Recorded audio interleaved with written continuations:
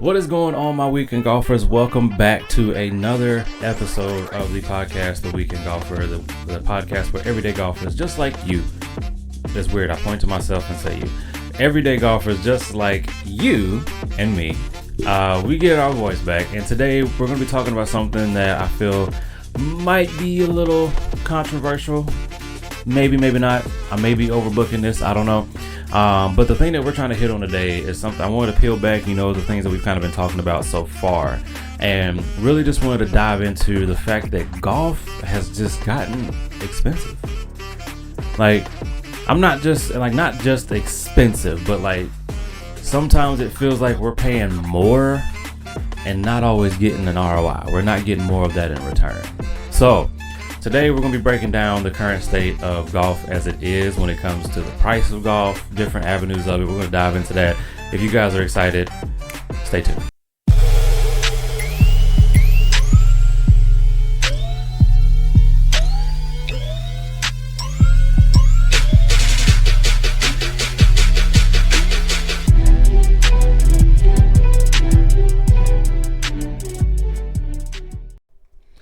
All right, as always, hope you guys enjoyed the intro nonetheless. Before we dive into our topic of discussion today, there's a couple of things that I wanted to hit on first. So first and foremost, number one, we'll talk about the exciting news first. And the other thing we'll kind of talk, and it may segue into what we're trying to get on. But first, if you've been on my YouTube channel, if you guys have been watching the content I'm trying to do, you've noticed that I at least have already just upgraded my driver. So I recently had a TaylorMade, it was the M1, I think the 2017 version of the M1, had that for a long time. It was kind of time to get a new one. Of course, the little hot sauce thing that was when I said that my driver was broken on TikTok. No, it was officially not. It was just a little hosel piece of what we call a ferrule, was the piece that was snapped off. But nonetheless, I was like, it's still time because I've had this club set for about 10 years and it's time to kind of upgrade a little bit. So we upgraded to the TaylorMade QI10. I have currently been working on trying to finish out the rest of the bag, so you guys stay tuned on the updates that I'm trying to get done for that, to hopefully get my irons changed out, my new wedges, maybe a new fairway wood. Putter, I'm keeping that. I love my putter, but have switched to a new golf ball that I'm gonna try out, but Bridgestone is still kind of the one I like. But we're gonna try Vice out as a golf ball. I have currently the Vice Tours sitting right here. So we'll be trying these out when I go play, not too long from now. Actually, I think I'm playing Thursday. At this current recording, it is Saturday, so I'm playing the following Thursday coming up before my daughter's birthday. But exciting news. So going to have a what's in the bag for 2026 coming out very, very soon. You guys stay tuned for that. On the other news, obviously we just are coming off of the Masters. And at this current point in time, RBC Heritage Tournament has started. We're on day 3 at the time of this recording. It is Saturday. So this is, moving day for RBC Heritage. I've been watching a little bit of it, but that's not what we're trying to talk about right now. One of the things that I want to highlight, we all get frustrated. We all get very upset. But if you have not seen the clip, I will add it in here and keep it up while I'm talking about it so you guys can watch it. But very interesting is that like the Masters has kind of turned into this new thing where like so much is happening. Like I've seen some stuff about people getting upset about like all the things that were happening on the par 3 contest with like the celebrities that were out there for it. Kevin Hart was there. Jason Kelsey was out there as a caddy. All this other stuff. Like I've seen a few people have been like, where's the nostalgia that the Masters has had? I've seen that, but I'm like, at the same time, you're getting more people to learn more about the Masters who don't normally probably get into that area of field. And like Kevin Hart as a comedian, as a world-renowned, well-known actor, all the other stuff that he's done, like he's branching out. Like him being at the Masters creates a whole new target group of people to just be like, hey, what's going on in golf? Same thing with Jason Kelsey. A lot of guys that are just strictly football, they don't pay attention to golf, but they love something like a Jason Kelsey or Travis Kelsey or everything that's going on with them. that's bringing a new market. Like, it's intentionality, but it is also in its own way marketing to get the Masters out there to more people, to grow the game and to make the game better, which is all what we want to do. So in my personal opinion, I'm not mad about, what happened and who was out there for the par 3 contest, and it's not going to get any better because it's not going to get any worse. It's going to get better, because imagine what next year is going to look like when you got all these other different guys out here coming out for the par 3 contest, which makes it fun. But the thing that I also wanted to hit on was a couple players that had not so great moments. I forget. I think it was the guy's name was McIntyre. If I'm not, I'm gonna double check that and put it up if I messed it up. But I think his guy's name was McIntyre, and he was caught, flipping 2 birds or maybe a bird to somebody. I don't know who. Don't know what was going on, but it was caught on camera. And, again, don't know the context of what necessarily happened with that, but I get that, people probably said some things. Something led to him wanting to do that. And he might have just been frustrated with his game, and he might have just had a moment and just, that's what it came out. As a professional, I do think you do need to hold yourself to a better standard, especially playing, because you have people that look to you as a role model of that. That's my personal opinion on this. This is not me judging anybody, because again, I don't know the full context of what led him to do what he did. But I will say that just as a professional and as a tour professional for sure, just holding yourself a little bit to a better standard of maybe, calling somebody or saying, hey, rules official, we need to get this person out of here because he getting on my nerves. Like, something like that would have been fine.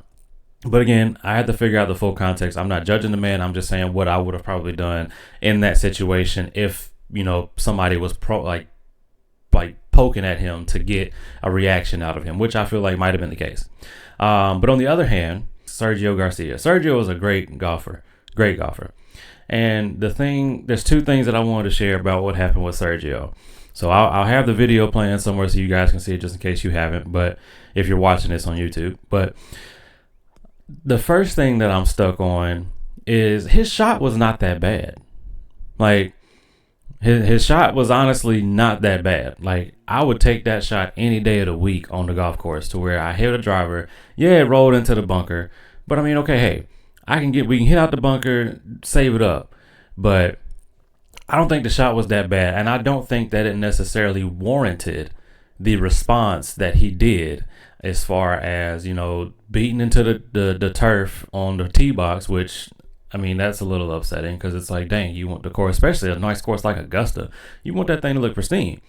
And then, but beating into the turf on the tee box, and then smashing his driver because it just wasn't working. Like, I get it. We all get frustrated. I get that. I got frustrated not too long ago, like 2 days ago, on the driving range, just because stuff just was not working. But I'm not breaking a club that now granted, what I'm about to say is different than what his situation is, but I'm not breaking a club that I just paid $300 for. And when I say that, because I know he probably gets his stuff for free. And he broke that driver and got a new one probably already made before he finished that hole, and they were just going to give it to him at the end of the round. I get it. But at the same time, I don't feel like there's anything in the game of golf that should piss you off or make you that mad to the point that you're like tearing stuff up on the ground. Because there's nothing that important. Like, the game should not be that important. I love the game of golf. I love competing. I love being able to, go out there and play good rounds. But we also have bad rounds. We have bad shots. But I'm not about to break a driver and then have to go spend an additional $100 and some odd to go fix it. We can't do that as weekend golfers. Now, Sergio, he can do what he want to do. Granted, he still got the president of Augusta, or one of the executives at Augusta, coming down there and telling him, hey, you got a code of conduct warning. But I do think, he should have probably responded a little bit better, because it was not a bad shot. But I get emotions are high. It's a heavy competition. I will never. I hope one day I could probably play Augusta, but I know that I will never be, like, the chances of me actually playing Augusta on a Saturday in the tournament of the Masters is very, very slim. So I know I will never probably be in that position that he was in to be competing at that level. But I will say that there probably was not that much of a need to go trash a driver and act like that.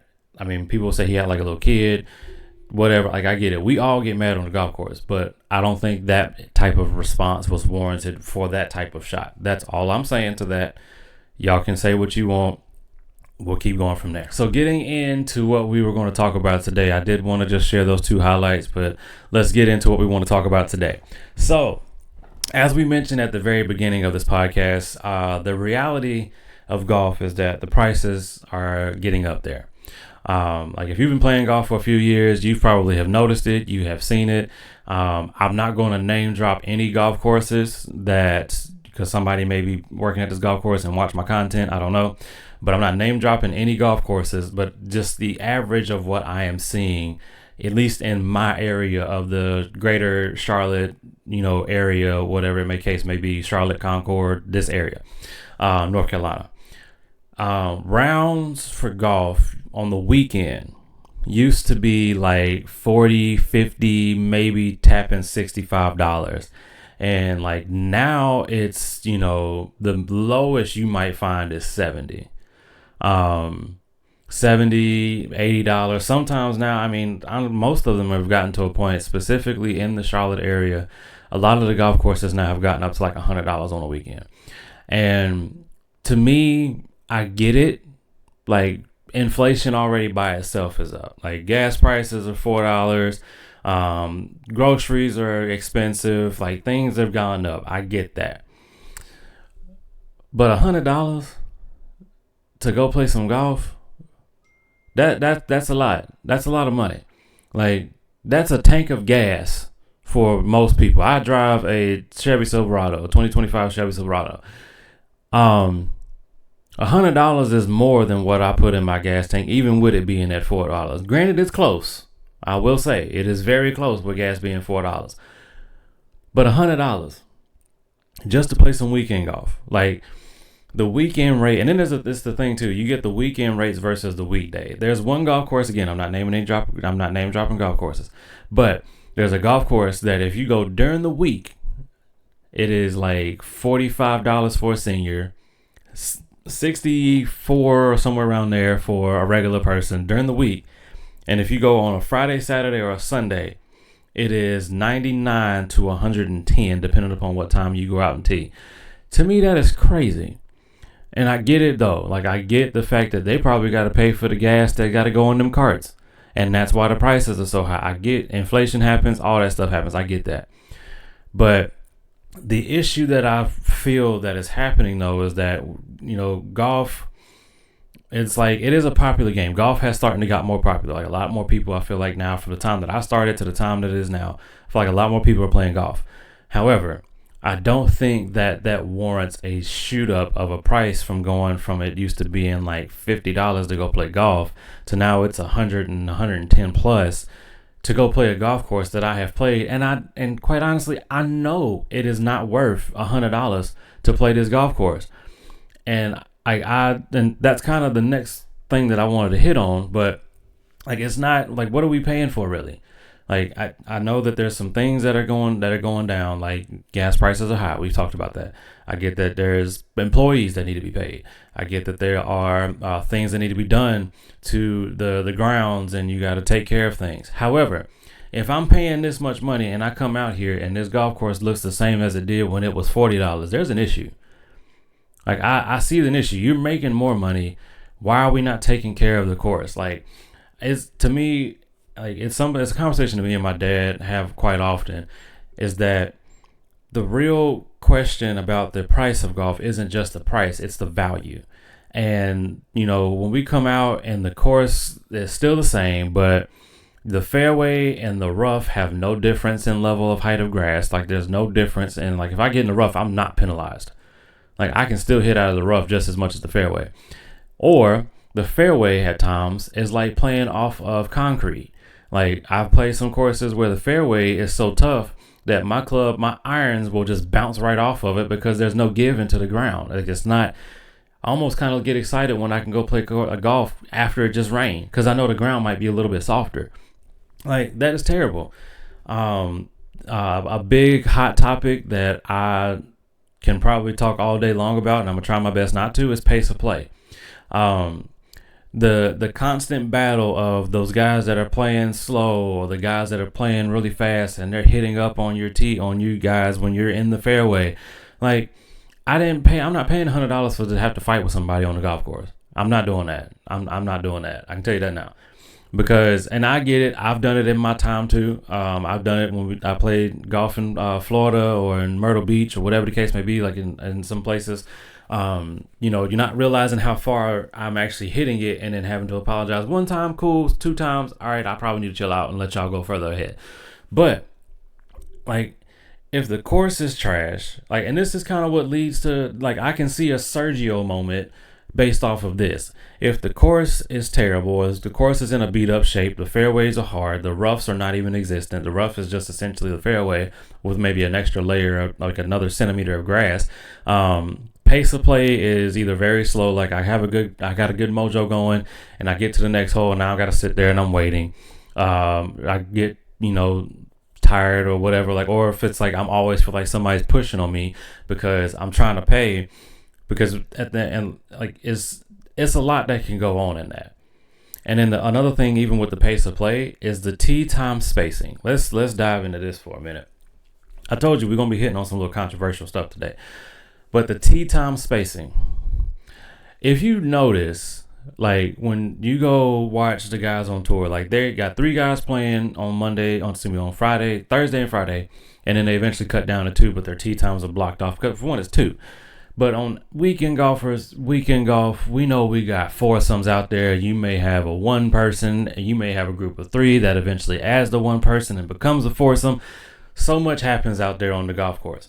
But if I book I'll say this specifically with what I got. So the time that I'm playing on Thursday is 9:30 in the morning. But there was a 9, a 9:10, a 9:20, a 9:30, a 9:15. If we got break moments where it's almost 5 to 10 minutes apart, that's not enough time for these weekend golfers. Like, and I say that because, if I'm a professional, if I'm a scratch player, I'm in the fairway and I'm on the green probably in regulation. Like, I'm out the way in a matter of about 3 to 4 minutes. Like, to play a hole should probably take you, like a scratch golfer, to play a hole probably takes them anywhere between 5 to 8 minutes to play a hole. For a weekend golfer, it is nearly double, if not triple that. Because if I'm hitting to the right and I got to go find my ball, I hit to the left, I got to go find my ball, then I hit it, but then I duff it and I got to hit another shot. I'm hitting 4 and I'm not even on the green. So much happens to where the tee times need to be spaced out more properly. To where it's not so much that, okay, I get on a par 3 and I'm like, all right, cool, I can just hit on, I got time. But those guys are already back on my back and they're waiting, trying to go. And then we hit a par 5 after that. I hit off the tee. I'm in the fairway. These guys are right back on my behind. And as soon as I hit my second shot, their ball is running up to where I am. Like, the tee time spacing is, I think, a big thing. But I get at the same time, the golf course has to make money. And they're trying to get everybody out there, make as much money as possible, which I get. As a business owner, I would be thinking the same way. But I also want the quality of what I'm paying for to be worth it. I want the course to be in a good condition to where I'm not worried about breaking fingers or popping my wrist in pain because I hit the ball and the ground didn't respond as well as I thought it would, and all I did was duff into some concrete.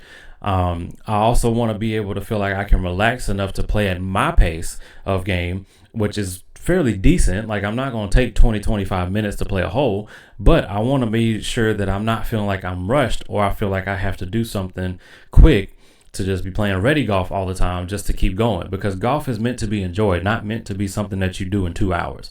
Golf has never been a sport that you do it in 2 hours. You can play 9 holes in 2 hours, but I ain't playing 18 in 2 hours. I'm done with all that. But there's a lot of other things that come into play. I work at a golf driving range. I know some logistics of that, but I don't know the full maintenance of it. Again, I don't know. All I'm saying to kind of wrap this whole thing up here is just that there's a lot that comes into what's happening in the game or what's happening on the course. And it's just like, if I'm paying $100 or $100, like somewhere up on these numbers of like these high numbers of golf prices, for one, like I don't want to just be worried about like the greens or what's going on there. Like, and then here's a thought, like, or here's something I dealt with. So when me and my dad last played golf, and I get things happen. Like, I'm not a maintenance guy. I don't know what it takes to maintain the green in the Charlotte type of weather. Like, I don't understand. I don't do any of that. But I will say, um, if you know you got some greens that have been beat up and you got to resod them, redo them, they got full of sand. Like, it's like 4 layers of different grass carpet on there right now. Why am I still paying $80 for this? Like, if your greens, and then you tell me that, like, you tell me, oh, we still got it at the spring price because we got some greens that are still beat up, but the spring price is 72 and the regular price is 85. That's not a discount enough for that, because that means that there's 4 or 5 holes that I already have to pretty much consider either par or bogey, if not a birdie, because I can't even putt on them. Like, they're full of sand. Like, and this is just a course that I played. Again, I'm not naming any courses, but a course that I played. The green is like 6 or 7 little cut chop pieces of different layers that they're trying to regrow in. And hopefully, when I go back out there, by the time, like, it's been treated and it's all set, they cut it again, they clean it up, whatever, like, it'll be nice. And then I'm like, okay, cool. I ain't mad about paying if the greens are rolling nice. But if I know I got 3 holes on the back nine that are terrible, that are like, the greens are just like terrible, I can putt better on my carpet right now than I can on those greens, versus, and then one on the front. Like, give me this for $50, because there's some courses out here I can go play that greens are better, and they're like $23 a pop for 18 holes. If you're in the Charlotte area, there's one in Salisbury. I'm not gonna name it, but you know exactly which one I'm talking about. That you can go out there and pay less than $35, play that whole 18, and the greens is probably better. Just saying. But, like, this is the thought that I have as a weekend golfer, because we do want a good experience. Like, when you take somebody out to play golf, you want them to have a good experience. You want them to enjoy it. And if you've been playing anywhere near as long as I have been, of 13 years or further longer than that, like, you have an expectation of golf courses now, especially if you have traveled playing golf. Like, if you've gone, like, them Myrtle Beach golf courses are crazy. Florida golf courses, crazy. I played in Georgia. That one wasn't too bad. That one was a little bit interesting one. I had to talk about that one at some point. But, like, if you played in these other courses and you've been treated to, like, the grounds where there's, like, real fairway, there's real rough, there's real bunkers, like, I get there's a lot of stuff that goes into that, but, like, when you have that experience, it is tough to go back to paying $80 when you just paid $85 for an Augusta style golf course, and you go back to where you play normally and you pay $84 for a golf course that looked like it need to be worth $15. Like, that, I don't mind paying more if the experience matches what I'm paying for. That's my thought. That's my thing. I'm going to leave it at that. We done with this segment. Sorry. I just had to get that out. I've been waiting on that one for a minute. This video is not officially, or this podcast is not officially sponsored by The Gathering Coffee, but I am going to borrow some of my Gathering Coffee here. If you want to learn more about that, search The Gathering Coffee, or I'll put a link below. You can look them up. They make good coffee. Yeah, that's it. And it's got oat milk in it too. I like that. And also, they give you a little Bible verse on the back. I like that. So, for everybody that loves golf and the gospel, there you go. Gathering Coffee. Not officially sponsored, but hopefully soon. But yeah, like, this is just the thought that I've had over, like, what we deal with as weekend golfers. And then it's like, and it's the thing that I wanted to kind of talk about now, with the fact that, like, prices and the way that golf has been, like, it's gotten expensive. This is what's going on. But as weekend golfers, I feel like it hits us the hardest, because the whole concept of a weekend golfer is that you're playing golf on the weekend, meaning that you have things that you're doing, like you're hustling, working a 9 to 5, 8 to 4, or 7 to 4, 8 to whatever. Like, you working your daily job Monday through Friday, and maybe sometimes you get a day off on the middle of the week where you can go sneak out and play golf, or, like me, take a day off just to kind of get a mental break from everything that's happening and go play some golf and just enjoy the time. But half the reason why I'm doing that is because I know the weekend price is ridiculous, and I don't want to pay that amount of money when, for one, like, my wife's got me on a golf budget, which I understand, but Like at the same time, I got myself on an own budget. Like I don't want to be spending way too much money to go play a golf course that I know that should look nice, that I've been playing for years, but I'm paying $90 to go out there and play on the weekend. Like it affects the weekend golfer so much more because typically we're playing on the weekend. We don't have a lot of time to play. Like I said, we're working pretty much all through the week. We may sometimes get some time where we can sneak out and do some stuff like that. Maybe not. Don't know. Usually we're having to get like that peak pricing time of like, we play when the season kind of kicks off. A lot of people really get into golf now after the Masters. Those true ride or dies are the ones that are playing golf in like January when it's still kind of cold but not cold, or outside of the snow when we had to. But like we're at a point now where people are trying to find deals on golf right now, and there's some guys that are doing it, and I get all the credits. Like you go to Golf Now or these little other websites that allow you to book a tee time and save some money. Like I get it, but like we can't always chase a deal though. Like we don't have that type of time to sit there unless we have a slow day at work. Maybe we can look on Golf Now and try to find a deal or whatever the case may be. But at the end of the day, as a weekend golfer, I just want a good experience, not just a round. Like I want a good experience, especially if it's someplace that I haven't played in a long time. There's a few courses that me and my dad go to like on a routine.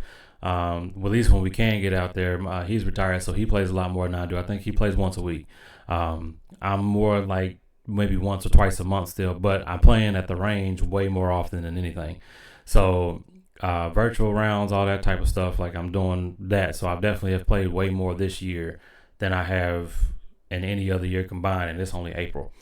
But the thing that I'm trying to like really understand, like I feel like is our problem, or the thing that I want to bring across is that as weekend golfers, we're paying a premium price for limited like opportunities to go out and play. And so like now we're having to find or drive a few places. I actually, one of the guys I work with, he told me about a golf course that is in his like hometown area. I didn't get a chance to go yet, but I told my dad about it, and they went up there and they went to go play. It was like an hour and 10 minutes away from where we currently are in this area now, in the Charlotte Concordish area. An hour 10 minutes away. It was, I think he paid $50 or so to play 18 holes. Fairways looked like they were in good condition. Rough was actually roughing. And the greens were a little bit fast. He did say that, but I mean they were good. Like the course looked great. And it's like you gotta, at this point now, at least specifically I'm speaking at least to like our Charlotte Concord region areas, like everybody that lives in the Charlotte area, Concord, as golfers, the courses that we have out here. Like there's one mainly in Concord. We got like a whole bunch of them in that little area between the 485 side of Charlotte on the, I forget what side, but there's I'm trying not to name golf course. Well, I'll name this because I'm not talking about directly about these golf courses at this moment. But you got like Charles T. Myers, you got the Divide, you got the Emerald Lake, you got what's another one out there on that side? That's all on that one side of the road. But then like you're kind of going around. But there's a whole bunch of golf courses out here in Charlotte, and it's just like I'm just not seeing the same type of result that I would see at other places, like outside of the Charlotte area. But I'm paying what I'm paying to play a really nice course outside of Charlotte is half the price that I would pay for maybe a not so decent or rough course in Charlotte. That's the issue that I see, and we see it across the board. It's not just the Charlotte area. There's some rough courses in Georgia. I've played a couple. There's probably some rough courses in Florida. I haven't played too many in Florida. Myrtle Beach, there was one or two, but that was dependent upon the situation and the time of the year that we went to go play. But I went back out there and it looked great. So Myrtle Beach is doing what they do because it's a tourist town and they know they want to have good golfers. But again, we're paying for the experience that we want to have to bring people back out, not necessarily paying to have everything fixed. Speaking of that, okay, hold on. This is one thing I will say. I don't know. Again, I don't know the process. If you work at one of these golf ranges and you know these golf courses in the area and you know what goes into this, definitely let me know so I can have a better understanding. But I'm paying this price and y'all's cart paths still are beat up. Like my back hurts not because of my swing or because of the golf that I play. My back is broke down because of them doggone broken down golf cart paths. I was trying not to use choice words there. But it's kind of ridiculous that like I'm driving, like I'm sitting there doing all of this and flipping around and all the stuff just to get to the tee box. Come on now. And then if it's and then don't get me started on the cart path only holes when all the hole does is ask for you to really play everything to the right and the cart path is on the furthest left side. So now I got to walk from one side all the way to the other, hopefully debating which club I got in my hand. I got to carry maybe 2, possibly 3 clubs just to go hit the ball out there. And then if I'm having a bad round, that's not a good day. I will say that. We've been there. Don't understand it. Just saying. I'm liking this. I'm liking me getting this off. Like I feel like I've been having a lot of these thoughts on my chest, and I like getting them off. Because the thing I want to see better is the quality over all these golf courses can like grow. Because let's be honest, some of these courses ain't worth it. Like I'll sit with my dad. We'll talk about it sometimes. Like, hey, you want to go play so and so? And he's like, no. That's terrible. They like he may know something I don't know. Like greens is bad, fairways are brick. Like nah, it's bad. And then we're like, oh yeah, how about so and so? No. They just did their greens. They just redid their stuff. That's good. See, like that's an excitement that builds a confidence in somebody. When it's just like, hey, they just redid something, or they just redid their greens, they just redid their fairways, all this stuff. Like when you hear that, like okay, cool, great. They've been putting in some work. I need to go out here and put some work in. Like. That is what like weekend golfers, that's what we get excited about, when the quality matches the quality. When our quality of golf matches the quality of the course, it's going to be a good day regardless if we 25 over or 200. Like courses that deliver is awesome. Courses that don't usually don't get repeat customers. And that's the reality of what it is, because as golf has gotten expensive, we also still want to make sure that we're at the place, like we're playing where it is quality golf. Like we're playing quality, we feel like we're playing good. Like I've even noticed, like if it's a good fairway, if the grass is good, I'm striking the ball pretty much a lot better because it's responding the same way that a turf mat would. It's responding like if you go to one of those simulators, or if you go to like TrackMan or whatever the case, like whatever those, like one of those simulator spots, and they have the different tiers of grass. Like you have the flat level, like almost putting green style mat, but then you have the little fluffy grass one, like the green one that most people think is the rough. That is more closely related to what you're hitting in the grass. When the grass like that, it's great. And then but the other issues, like there's always an up and down with golf. And then like if we see like some overcrowding, like the one thing that I know most, I've seen videos on this about on TikTok or on YouTube and different things like that. If you are a foursome, try to stick to your foursome. I know I've done it in the past too, where it's 6 guys that want to come out to play, and one of y'all split it up 3 and 3. Like, cool, keep it 3 and 3. Don't at some point get to the back 9 and put all 6 of y'all on the same hole, because then now you holding up a group of 3 that is just 3, and who's trying to get through this game of golf and it not be 6 hours. Like I'm all for golf being anywhere between 3.5 to 4, maybe 4.5 hours, but if I'm now hitting over 4.5, 5 hours, I'm tired. I'm tired of being out here because I done been even if I had a good round, like I shouldn't be out here more than that long. But don't overcrowd a hole. And again, this goes back to the tee time spacing, where the tee times are not spaced out, I feel, properly enough to where you can avoid that. Or making sure that, hey, if you know that there's a guy calling in saying he's got 6 players, he's going to do a 3 and a 3. Cool, let's keep them together, make sure they understand, and then whoever is the cart person, the ranger, is riding out there, make sure he's doing his trips to make sure that they are not tying up together at six people at a time. Because then now somebody got to call the pro shop and say, hey, these guys that are playing in front of us, it's 6 of them playing right now. And then it's like, okay, now you snitching on them. Like, you shouldn't have to do that. Unless you're just having that kind of day and you being a little bit of a Karen, go ahead. But not name dropping any Karens that I know, because I don't really know many. But you like just keep it simple. Like keep the game simple, because everybody wants to be out here and enjoy it. And then the one thing that I would hate, that I see that I hate, is maintenance. What I'll call maintenance gaps. And what I mean by that is if you see, like, you play the first hole and it looks great, and I'm sorry, I had a thought. You ever notice that when you're driving into the golf course, and if the course is set up to where like maybe one of the holes is in the driving path, that hole is always the best looking hole? Like they putting their money into whatever hole that is, and then you get on the first, second, or whatever hole that's not that one, and it looked beat up. That's the maintenance gap that I'm talking about.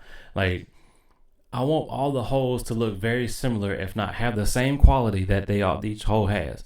I don't want to drive in past number 10 or past number 7, and that hole looks amazing, and I'm like, oh, this is gonna be great.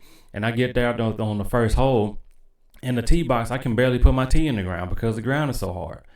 Like that's a maintenance gap. Don't like make everything as consistent as possible, because that's what's going to keep we want that quality to be up there, and that's what's going to make it good.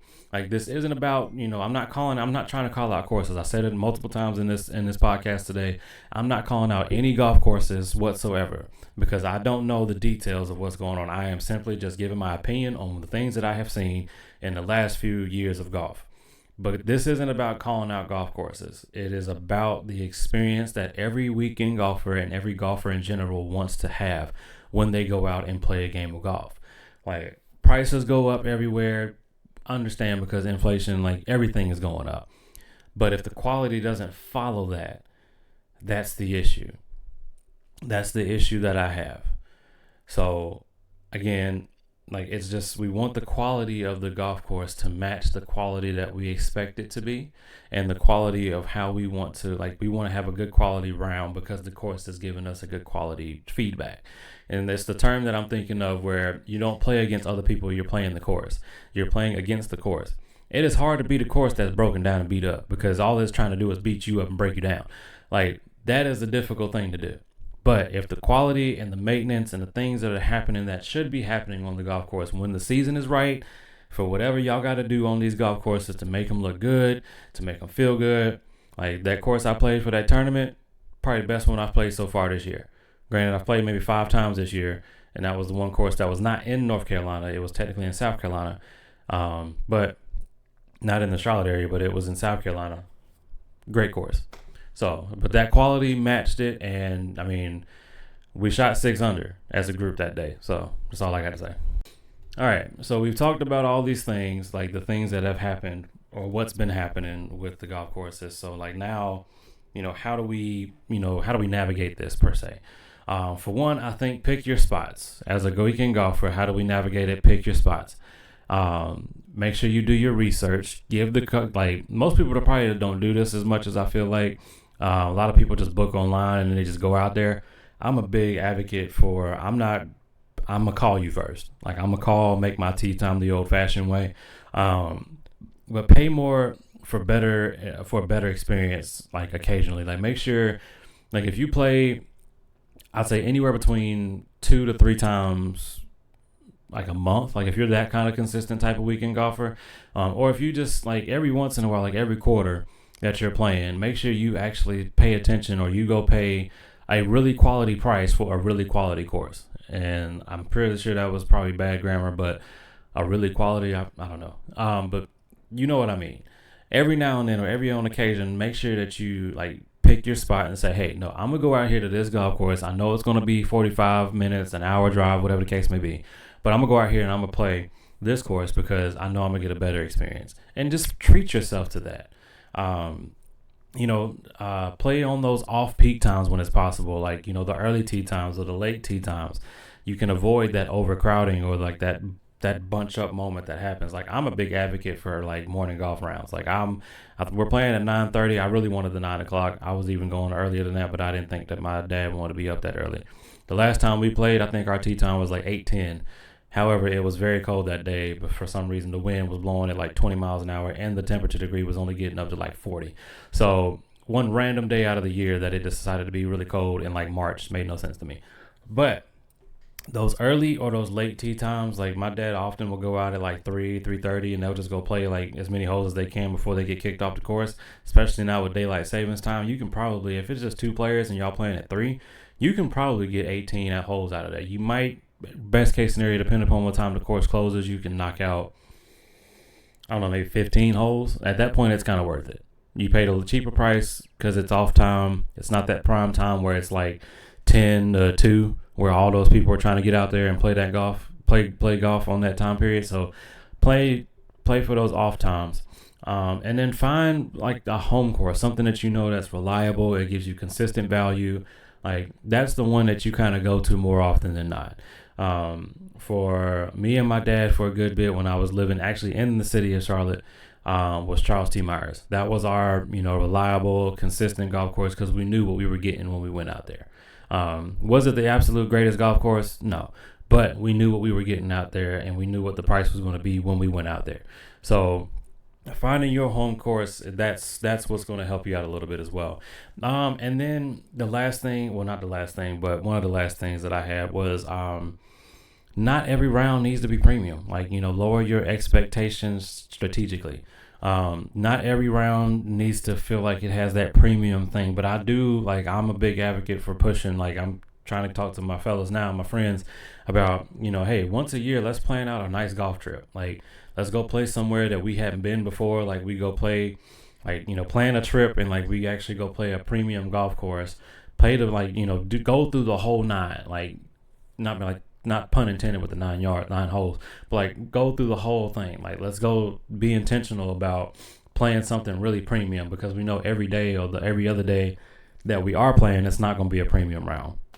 And then, using technology, like I said, I'm a big advocate for calling, but I will still look at the tee time first before I call and actually book it, because when I call, I don't necessarily have to drop any money down just in case something happens, like rain, I can't make it, whatever the case may be. So I'm not losing out on any money or any deposit money that you would on possibly booking online. But use technology, checking on the tee time apps, download apps like Golf Now, or I don't know all these other apps because I haven't used them to book tee times, but there's plenty of apps, I'm sure, that allow you to find deals and hot deals on booking around. Use that.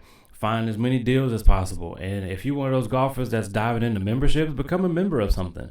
I know when you get into that upper echelon of course, like country clubs and golf clubs and those type of places, that's a different type of tax bracket from a lot of us. But, that is something that could possibly be the case, to where it's like, hey, I know I'm a member here. I can go out there. I can hit free range balls anytime I want. I get priority checking in for a tee time. I can book a tee time early, and it's at a discounted rate. You're just paying, your annual fee and then your monthly fee. Like, if you're doing that, that is your course.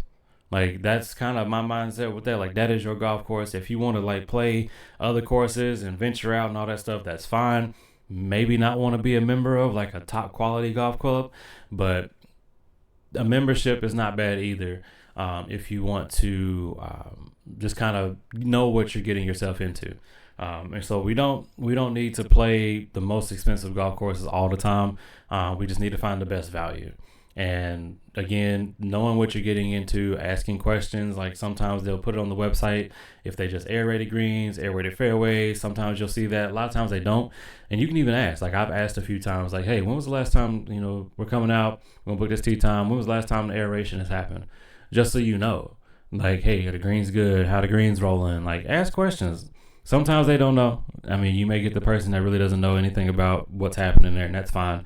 But do your due diligence, and you'll find a good round to do or to play. All right, ladies and gentlemen. So we have conquered what needed to be said. And just, again, kind of recapping everything. If you're a weekend golfer, be intentional with where you play. First and foremost, the value experience over the hype. Ask questions. If you know like a golf community, like the Weekend Golfer Clubhouse on Facebook, join that group if you want to be a part of that, to talk and ask questions about some of these Charlotte golf courses. But take the value of the experience over the hype. And remember, the goal at the end of the day is still just to enjoy this game of golf. We love this game. We know it is expensive, but it should still be worth it at the end of the day. So enjoy the game of golf as much as possible. And lastly, guys, I just want to hear from y'all. Like, have you noticed, golf getting more expensive? How do you feel about it? Is it really worth it? Have you played golf courses that before were, at a decent price, and now they've shot up, and you're like, I don't even want to go pay that price. Is it still worth it? You ain't got to name necessarily the golf course, but if you want to, I understand. But yeah, drop that in the comments. Go to The Weekend Golf, go to Facebook. Join the Weekend Golfer Clubhouse.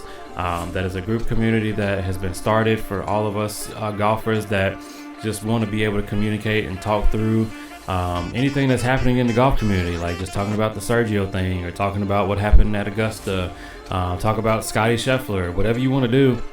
Like, that's what this group is for. As the whole idea of the clubhouse is when you get done with your round and you're sitting with your buddies and you got your brewski and you hanging out, like, you talk shop, like you talk what's going on, you just talk basic things. That's what the clubhouse is for.